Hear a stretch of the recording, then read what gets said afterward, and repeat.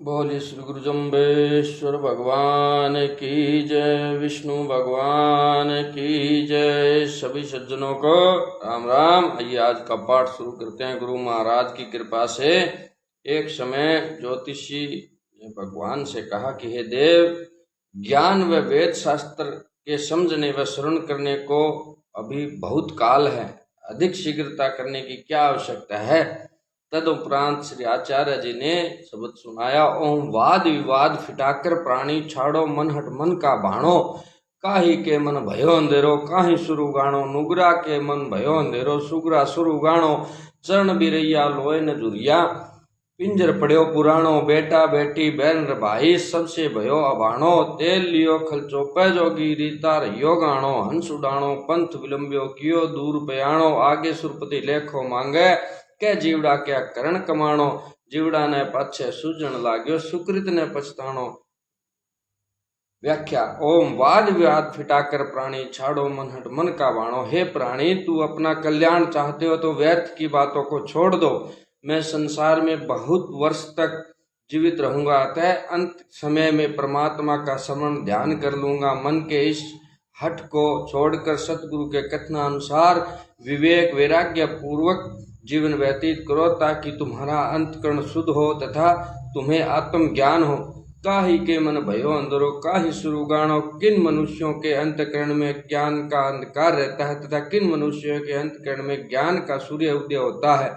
नुगरा के मन भयो अंधेरो सुगरा सुरु गाणो, जो व्यक्ति उत्तम विरक्त संतों की न तो सेवा करते हैं, न सत्संग करते हैं, न धर्म ग्रंथों को श्रद्धा पूर्वक पढ़ते हैं, न सतगुरु से शिक्षा दीक्षा लेकर साधना करते हैं, ऐसे नुगरे मनुष्यों के मन में अज्ञान के कारण मेल व अंधकार रहता है। जो व्यक्ति उत्तम गुरु से शिक्षा दीक्षा लेकर सतगुरु के कथनानुसार साधना पूर्वक जीवन व्यतीत करते हैं, उनके हृदय में ज्ञान की रोशनी होती है और ऐसे पुरुष ही मोक्ष सुख को पाते हैं। चरण बिरैया लोय न जुरिया।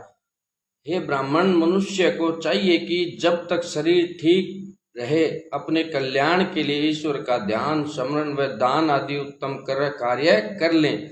जब यह सब धातु का स्थूल शरीर रूपी पिंजरा वृद्धावस्था में पुराना हो जाता है, तब पैरों में चलने की शक्ति नहीं रहती, नेत्रों में देखने की शक्ति नहीं रहती तथा अन्य सभी इंद्रियां भी अपना अपना कार्य करने में असमर्थ हो जाती है। अतः शरीर की ऐसी दुर्दशा होने पर साधना होनी असंभव हो जाती है। बेटा बेटी बहन भाई, ऐसी अवस्था में न तो जो शरीर के पुत्र पुत्रियां बहन भाई आदि होते हैं, वे भी घृणा व उपेक्षा की दृष्टि से देखने लग जाते हैं। तेल लियो खलचो पै जोगी, जिस प्रकार तिलहन से तेल निकाल लेने पर बची हुई खड़ी चौपायों के काम की रहती है, उसी प्रकार चौपायों यानी के डांगरिया के काम की, पशुओं के काम की, उसी प्रकार युवावस्था बीत जाने पर वृद्धावस्था तेल निकाली हुई खली के समान निरादर वाली व सस्ते भाव की हो जाती है। रीता रहियो गाणो, पुनः खली भी निकाल लेने पर घाणी खाली हो जाती है। इसी प्रकार वृद्धावस्था में भी समय आने पर जीवात्मा इस शरीर को छोड़ देता है, तब यह शरीर खाली घाणी के समान बिना काम का हो जाता है। हंस उडाणो पंथ विलंबियो कियो दूर प्याणो, जिस समय जीवात्मा रूपी हंस इस शरीर को त्याग कर अपना कार्य लेगा, मार्ग लेगा, उस समय दूर देश जो यमपुरी है वहां जाकर ईश्वर के न्यायालय में ठहरना है। आगे सुरपति लेखा मांगे, वहां परलोक में विष्णु भगवान यमराज जीवात्मा से शुभ अशुभ कर्मों का निर्णय पूछेंगी कि हे जीव, तुमने उत्तम मानव शरीर पाकर कौन कौन से शुभ अथवा अशुभ कार्य किए। जो जीवात्मा वहां पर अनेक प्रकार के कष्ट पाता हुआ जो जीवात्मा इस मानव शरीर से चोरी छल कपट हिंसा दुराचार आदि कर यमराज के पास जाता है, वह वहां पर अनेक प्रकार के कष्ट पाता है। जीवड़ा ने पाछे सूझण लाग्यो सुकृत ने पछताणो, अपने पूरे पूर्व के किए हुए कुकर्मों को देखता है तथा अत्यधिक पश्चाताप करता है कि मैंने अमूल्य मानव शरीर पाकर जो करने योग्य स्नान ध्यान जप परोपकार आदि शुभ कर्म थे उनको नहीं किया, और जो न करने योग्य पाप कर्म थे उनको मैंने किया। अब एक समय की बात है, श्री जम्बेश्वर भगवान के पास श्री गोपीचंद जी महाराज तथा श्री भर्तृ जी महाराज उनसे सत्संग करने के लिए आए। उन्होंने ज्ञान व योग की बहुत सी बातें श्री देव जी से पूछी। श्री जम्बेश्वर भगवान ने उन्हें उत्तर में वह ज्ञान बतलाया जो श्री गुरु गोरखनाथ जी ने श्री देव जी को पहले सत्संग में कहा था।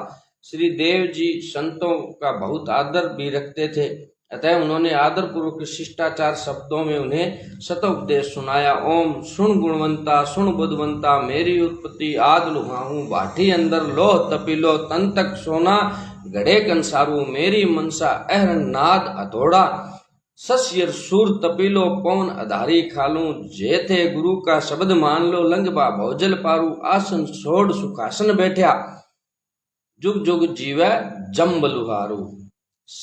व्याख्या, ओम सुन गुणवंता सुन बुद्धवंता, मेरी उत्पत्ति आद लुहारू है, अनेक गुण युक्त बुद्धिमान योगीराज पुरुषों, आप लोग मेरी परम तत्व की आदि उत्पत्ति वास्तविक बात को सुनो।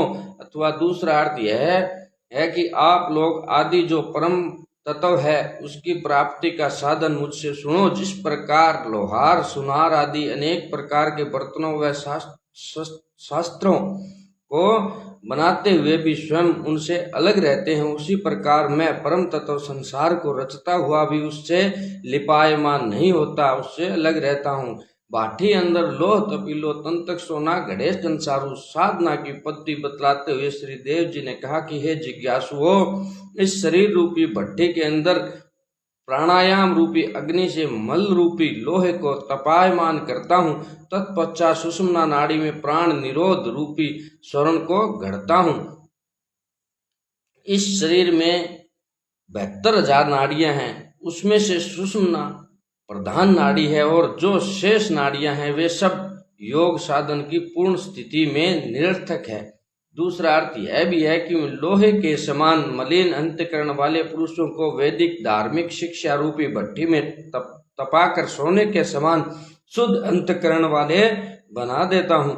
मेरी मनसा अहरन नाद हथौड़ा, मेरी जो मनसा अर्थात योग साधना के प्रति दृढ़ इच्छा की अहरन के समान है। जो एकाग्र मन होने पर अनहाद नाद सुनता है उसे हथौड़े की चोट की भांति समझो। अर्थात कुंभक प्राणायाम से प्राण निरोध होने पर मन भली प्रकार स्थिर हो जाता है तथा उस समय लोहार के हथौड़े की भांति गंभीर अनहाद नाद स्वतः सुनाई पड़ने लगता है। सस्य सुर तपीलो, ईड़ा नाड़ी व पिंगला नाड़ी मन के मल को दूर करने के लिए अग्नि रूप में है और प्राणवायु को पखाल रूप जानो। जब योगी सूर्य नाड़ी से प्राणवायु को भीतर खींचे और चंद्र नाड़ी से प्राणवायु को विधि पूर्वक रेचन करे, बाहर फेंके, इस प्रकार पूरक कुंभक व रेचक प्राणायाम करने से अंतकरण के सभी दोष भस्म हो जाते हैं।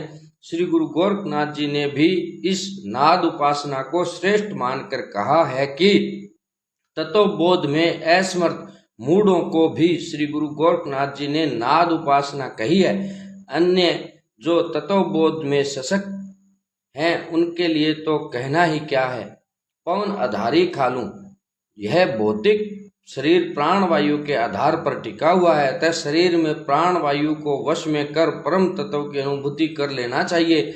जेथे गुरु का शब्द मान लो, लंगवा भौजल पारू। श्री गुरु जम्बेश्वर भगवान ने गोपीचंद व भर्तृ जी के माध्यम से सभी प्राणियों को संबोधित करते हुए कहा कि यदि आप लोग सतगुरु के कथनानुसार आचार विचार पूर्वक जीवन व्यतीत करते हुए साधना करोगे तो जन्म मरण रूपी संसार सागर के जल से पार हो जाओगे।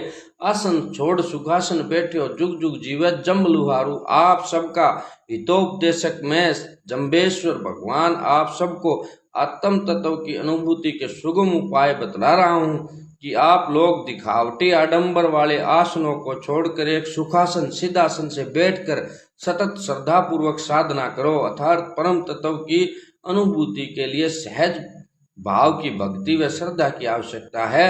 मैं तो सहज साधना से संपन्न व अमर हूँ। बोलिए श्री गुरु जम्बेश्वर भगवान की जय। आगे का पाठ कल करेंगे। हरिओम तत्सत।